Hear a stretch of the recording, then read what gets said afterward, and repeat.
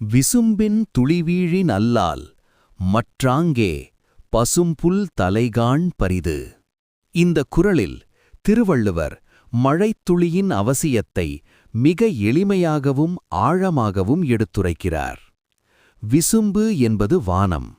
வானத்திலிருந்து துளி விழாவிட்டால் இந்த பூமியில் பசுமையான புல்லைக் கூட காண முடியாது என்று அவர் கூறுகிறார். ஒரு சிறிய மழைத்துளி, அது சாதாரணமாய் தோன்றலாம். ஆனால் அந்த ஒரு துளி பூமியின் உயிர் மூச்சு. மழைத்துளி விழும்போது மண் ஈரமடைகிறது, விதை முளைக்கிறது, பசுமை பரவுகிறது, உயிர்கள் வாழத் தொடங்குகின்றன.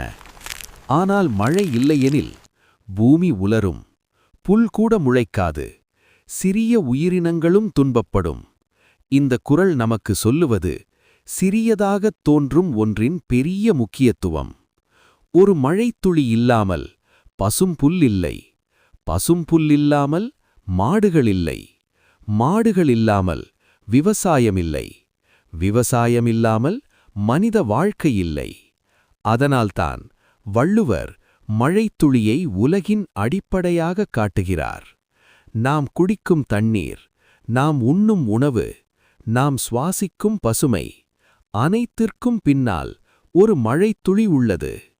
இயற்கையை மதிப்போம், நீரை பாதுகாப்போம், ஒவ்வொரு துளியையும் அருமையாக எண்ணுவோம். இதுவே திருக்குறள் 16ஆம் குறள் நமக்கு கற்றுத்தரும் வாழ்க்கையின் அடிப்படை உண்மை.